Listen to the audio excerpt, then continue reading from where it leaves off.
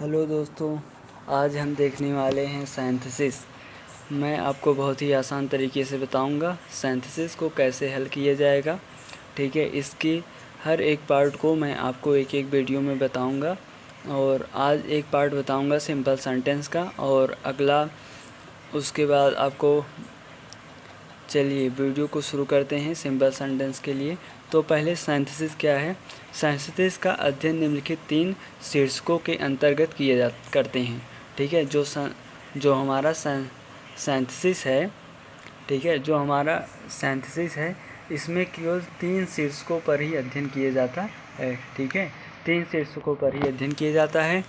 तो पहला क्या है, उसमें कॉम्बिनेशन ऑफ 2 और more simple sentence into one new simple sentence. ठीक है, तो 2 या 2 से अधिक सरल वाक्यों को मिलाकर एक नया सिंपल वाक्य बनाया जाता है। फिर दूसरा क्या है, कॉम्बिनेशन ऑफ 2 और more simple sentence into one complex sentence.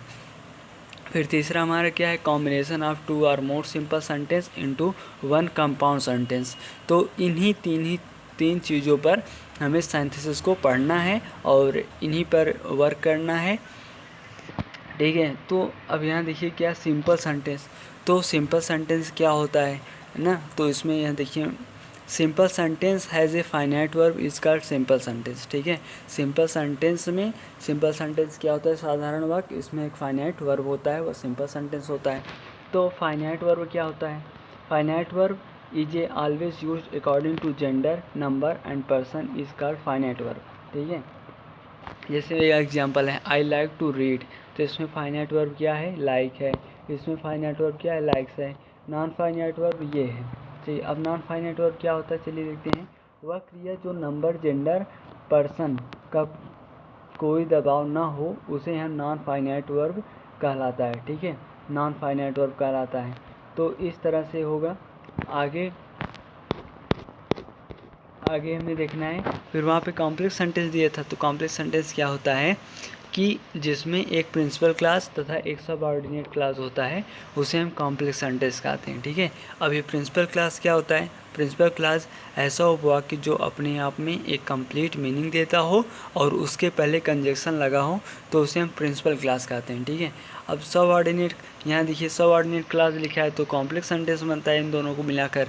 तो सबऑर्डिनेट क्लास क्या होता है, ऐसा उपवाक्य जो अपने आप को कंप्लीट मीनिंग देता हो तथा प्रिंसिपल क्लास पर आश्रित हो, तो उसे सबऑर्डिनेट क्लास कहलाता है। ठीक है, तो कंप्लीट मीनिंग देता हो, ठीक है, ये भी कंप्लीट मीनिंग देता है और उसके पहले कंजक्शन लगा होता है। और इसमें क्या होता है कि यह जो है प्रिंसिपल क्लास पर आश्रित होता है। ठीक है, उसे सबऑर्डिनेट क्लास कहते हैं।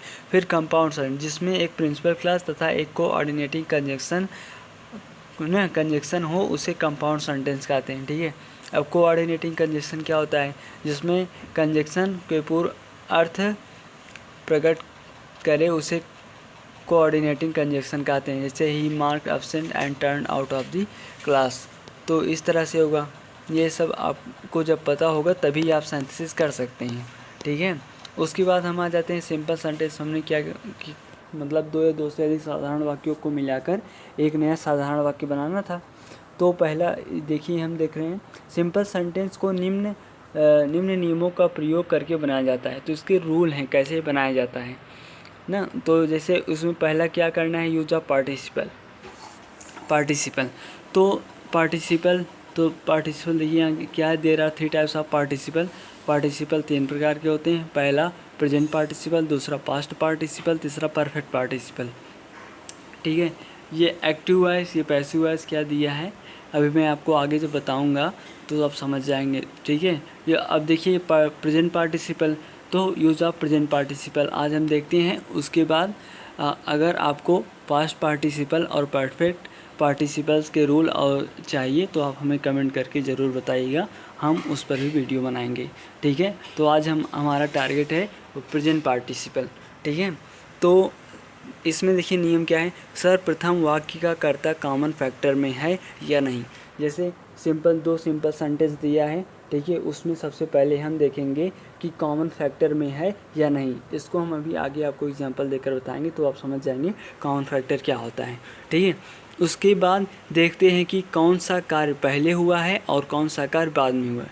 ठीक है, फिर दोनों सिंपल सेंटेंस को देखेंगे कि इसमें कौन सा सिंपल सेंटेंस का कार्य पहले हुआ है और उसके बाद कौन सा हुआ है, उसके बाद में कार्य कौन सा हुआ है। ठीक है, फिर उसके बाद देखते हैं कि जो कार्य पहले हुआ है वह एक्टिव वॉइस में है या पैसिव वॉइस में है, इसे देखेंगे। फिर चौथा क्या, यदि एक्टिव वॉइस में है तो उसकी फाइनाइट वर्ब में वर्ब के फर्स्ट फॉर्म में आईएनजी जोड़कर बनाते हैं। अब देखिए यहाँ पर क्या था कि प्रेजेंट पार्टिसिपल एक्टिव वॉइस में है तो उसके फाइनाइट वर्ब में वर्ब की फर्स्ट फॉर्म प्लस आईएनजी जोड़ के बनाते हैं। ठीक है, अब यहाँ देखिए अगर जो वाक्य दिया है, जो कार्य पहले हुआ है वह पैसिव वॉइस में है तो उसमें हम बीइंग प्लस वर्ब की थर्ड फॉर्म लगाकर बनाते हैं। ठीक है, तो चलिए हम आपको पैसिव वॉइस कैसे होगा ये देखिए। यहाँ क्या है, यदि पैसिव वॉइस में है तो बीइंग प्लस वर्ब की थर्ड फॉर्म से वाक्य का प्रारंभ करते हैं और जो कार्य बाद में हुआ है उसे कॉमा लगाकर जो कहते हुए लिख देते हैं। तो ये नियम, पहला नियम क्या है कि हमें देखना है कि दोनों में कॉमन फैक्टर है कि नहीं।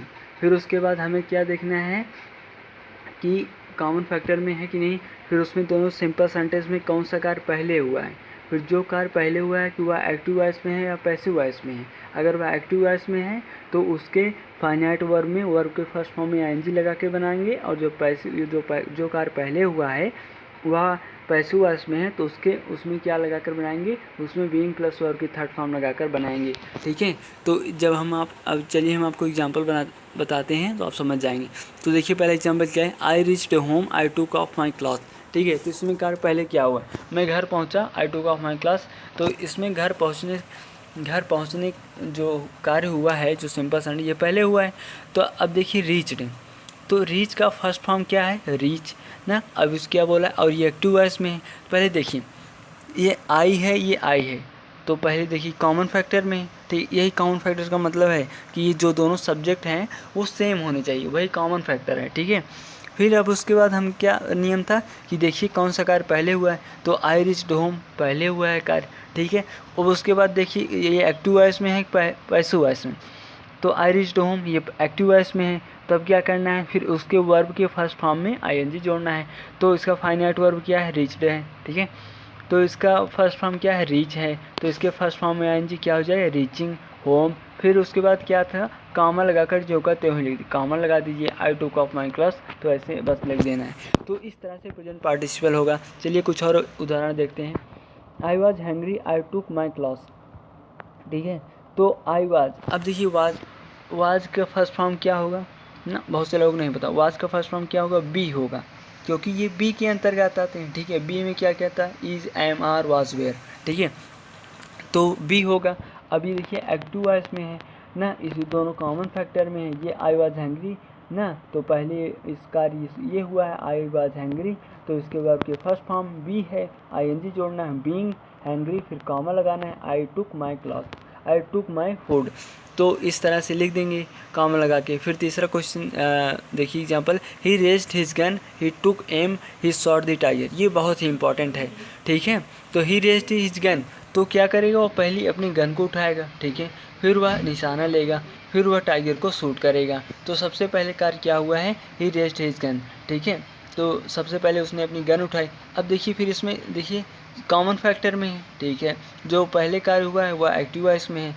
ठीक है, तो रेज्ड का मतलब इसका वर्ब का फर्स्ट फॉर्म रेज हो जाएगा। ठीक है, तो आईएनजी जो raising his gun and taking aim. ठीक है, फिर कॉमा लगा दीजिए, ही शॉट दी टाइगर। इस तरह से होगा। फिर क्या है अगला, she went to the garden she plucked flower. तो पहले वह बगीचे में गया होगा, उसके बाद फूल तोड़ेगा। ठीक है, फिर और ये दोनों कॉमन फैक्टर में है और ये एक्टिव वॉइस में है जो कार्य पहले हुआ है। तो इसके वर्ब के फर्स्ट फॉर्म क्या है, गो है, गो वेंट गॉन होता है, गो है, तो यहाँ हो जाए going to the garden she plucked the flower. ठीक है, उसके बाद क्या है अगला, he finished his work he went home. इस देखिए एक्टिव वॉइस में है, कॉमन फैक्टर में है, तो इसका फिनिशिंग हिज वर्क कॉमा लगा दीजिए, ही वेंट होम। तो कितना आसान है, ये बहुत ही आसान है। The poor man worked he laughed he thus spent his life. पहले हमें क्या देखना है, ये देखिए द पुअर ही। ठीक है, ये कॉमन फैक्टर में है। अब दी पुअर मैन वर्क, ये कार्य पहले हुआ है, ठीक है, तो ये कार्य पहले हुआ है और एक्टिव वॉइस में है तो इसका वर्ब का फर्स्ट फॉर्म है एनजी, तो वर्कड मतलब वर्क होगा फर्स्ट फॉर्म, उसके वर्किंग एंड लाफिंग, फिर कॉमा लगाना है, the poor man thus spent his life, ठीक है। तो इस तरह से इसके एग्जाम्पल होंगे। अब आप प्रेजेंट पार्टिसिपल की एक्सरसाइज कर सकते हैं। तो मैं एक बार आपको और नियम बता देता हूँ। देखिए, use of participle, present participle, तो सबसे पहले सर्वप्रथम वाक्य का कर्ता कॉमन फैक्टर में है या नहीं। कोई दो सिंपल सेंटेंस दिया रहेगा तो उसके सबसे पहले आपको देखना है कि दोनों जो सिंपल सेंटेंस दिए गए हैं क्या वो दोनों जो सब्जेक्ट हैं वो कॉमन फैक्टर में है या नहीं। जब वो कॉमन फैक्टर में है तब आप अगले स्टेप पे जाएंगे। उसके बाद देखते हैं कि कौन सा कार्य पहले हुआ है और कौन सा कार्य बाद में। फिर देखना है, पहले देखना है कॉमन फैक्टर में है, फिर ये देखना है कि दोनों जो सिंपल सेंटेंस दिए गए हैं उन दोनों में से कार्य सबसे पहले कौन हुआ है, ठीक है। जब ये पता चल जाएगा तो फिर उसके आगे अगला स्टेप क्या है, उसके बाद देखते हैं कि जो कार्य पहले हुआ है वह एक्टिव वॉइस में है या पैसिव वॉइस में है। फिर तीसरा स्टेप हमारा ये है कि हम देखेंगे जो कार्य पहले हुआ है ना, जो कार्य पहले हुआ हमें पता चल गया, अब ये देखना है कि वह एक्टिव वॉइस में है या पैसिव वॉइस में है, ठीक है। फिर उसके बाद क्या, चौथा स्टेप क्या, यदि एक्टिव वॉइस में है तो उसकी फाइनाइट वर्ब में वर्ब के फर्स्ट फॉर्म में आईएनजी जोड़ देते हैं। अब देखिए जो पहला कार्य हुआ है और वो आपने देखा कि वह एक्टिव वॉइस में है तो बनाते समय क्या करेंगे, उसके फाइनाइट वर्ब, मैंने आपको बताया फाइनाइट वर्ब कैसे पहचानते हैं, तो उसके फाइनाइट वर्ब में वर्ब के फर्स्ट फॉर्म में आईएनजी जोड़ देंगे। उसके बाद अगर ये पैसिव वॉइस में है तो बीइंग प्लस वर्ब का थर्ड फॉर्म जोड़ देंगे और उसके बाद क्या करते हैं, कॉमा लगाकर जो अगला जो बाद का जो सिंपल सेंटेंस होगा उसे हम कॉमा लगाकर ज्यों कहते हुए लिख देते हैं। तो इस तरह से प्रेजेंट पार्टिसिपल को करना है। ये कितना आसान है। अगर आपको देखिए पास्ट पार्टिसिपल और परफेक्ट पार्टिसिपल के रूल को और ये कैसे किया जाएगा अगर आपको जानना है तो आप हमें कमेंट करके ज़रूर बताइएगा, हम आपको उसके लिए वीडियो बनाएंगे। बहुत ही आसान तरीके से मैं आपको पास्ट पार्टिसिपल और परफेक्ट पार्टिसिपल बता दूंगा ताकि आपको जो पार्टिसिपल में कोई दिक्कत ना हो और अगर परीक्षा में आए तो आप कर सकें। बस यही नियम अगर आप याद कर लेंगे, याद क्या करना है, मैंने बहुत ही आसान शब्दों में लिखा है, आपको याद हो जाएगा। आप जब प्रैक्टिस करेंगे तो आपको याद हो जाएगा। तो पास्ट पार्टिसिपल और परफेक्ट पार्टिसिपल के लिए यदि आपको वीडियो चाहे तो आप कमेंट करके ज़रूर बताइएगा, हम जल्द ही उसके लिए वीडियो बना देंगे, ठीक है, आपको बता देंगे। तब तक के लिए धन्यवाद।